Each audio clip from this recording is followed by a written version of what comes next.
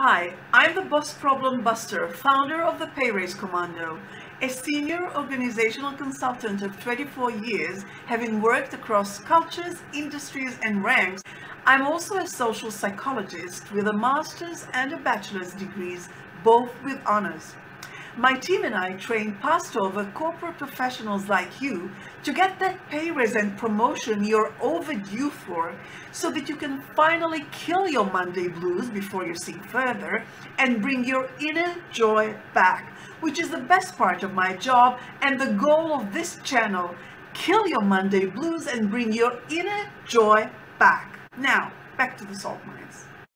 Falling in love with your coworker and having a coworker office romance screws up your chances of promotion and pay raise. Full stop. Why and how to fix it?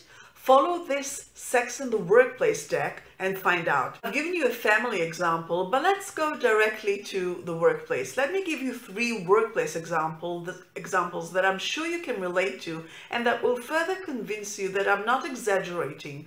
An office romance with a coworker does change everything within a team and thus jeopardizes both your careers. Example number 2, straight out of your everyday workday, is meetings. What else?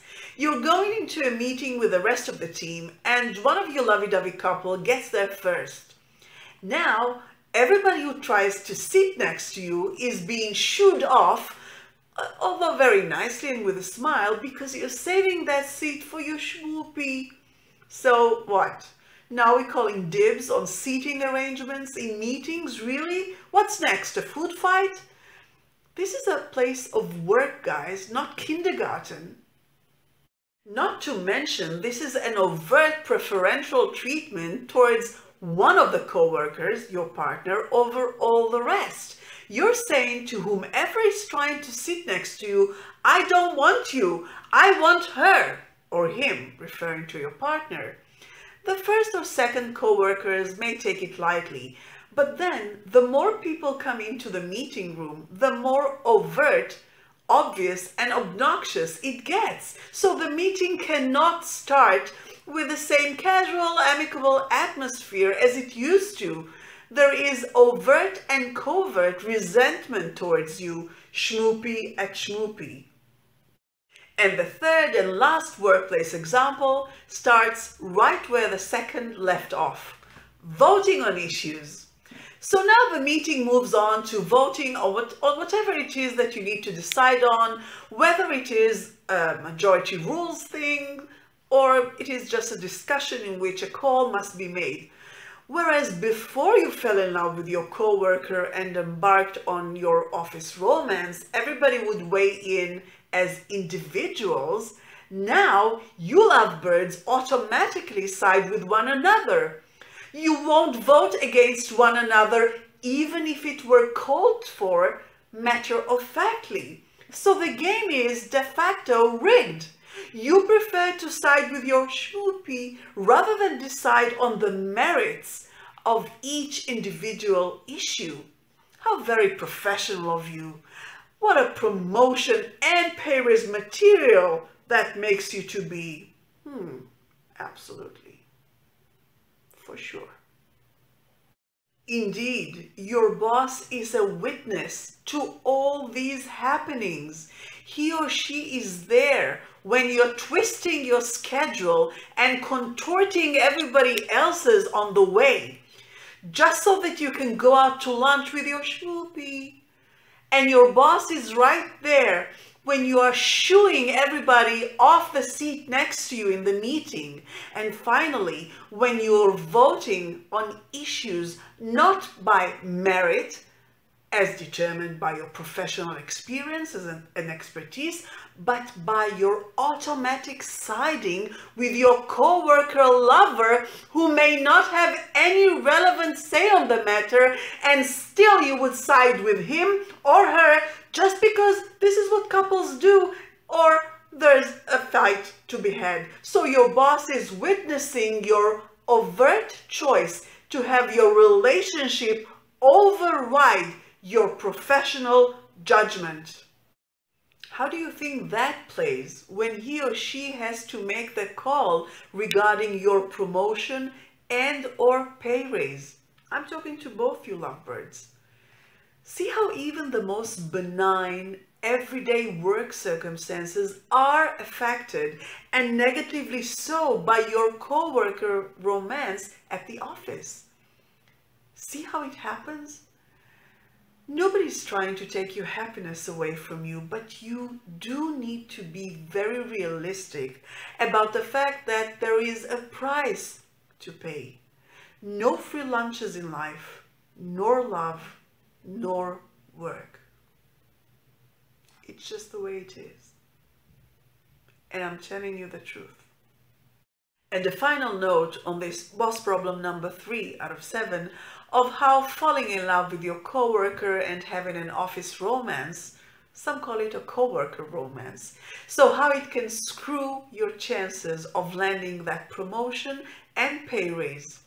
And the note is this: the more functioning, thus better equilibrium, the team has had prior to your blossoming office romance, the more disruptive and destructive it is, because you are messing with a well-established ecosystem that now has to recalibrate, which is tough, both practically. Sometimes it will never reach the previous level of quality, of equilibrium as before, and operationally it will take time and resources, especially managerial ones, which take away your boss's focus from the business at hand. So not a good thing, and yet another thing he or she would not appreciate about you. It's like being the Yoko Ono to the Beatles, if she were part of the band to begin with, but you know what I mean. Or better yet, it's like the Mamas and the Papas. That's a great double whammy example. Michelle Phillips and John Phillips were married before the group was founded. So while everything we've talked about would still be absolutely relevant, it would not be as problematic, at least in the short run, because it is a built-in part of the dynamics of the group right from the get-go. It is built into the situation. It is baked into the cake. Whereas we're talking about an office romance, a coworker romance, that starts after the team has already formed, and then you fall in love with a coworker. So in your case, there is an element of fundamental change to the previous equilibrium and dynamics, as we've seen. The second whammy of this example gets even more poignant. If it were just Mama Cass falling in love with her groupmate Danny Doherty, then there would be some overt or covert turmoil, but the group would be able to function because he was not into her. Thus, a clique of two, a couple, was not formed, but he was into said Michelle Phillips, who was not only married, but married to the fourth bandmate, said John Phillips, thus creating a complete mess with everybody involved. Pun very much intended. So when these two, Michelle and Danny, cheated on both husband John Phillips and unrequited would-be partner Mama Cass, then once it was found out, it was impossible to put the genie back into the bottle. They kept recording for a while together because they were under contract, but their team disintegration had already started and the writing of their breakup was already on the wall. Lesson of the day: falling in love with your coworker and having an office romance messes everything up. And that's when the affair is blossoming. What happens when it goes sour? Join me next time to find out.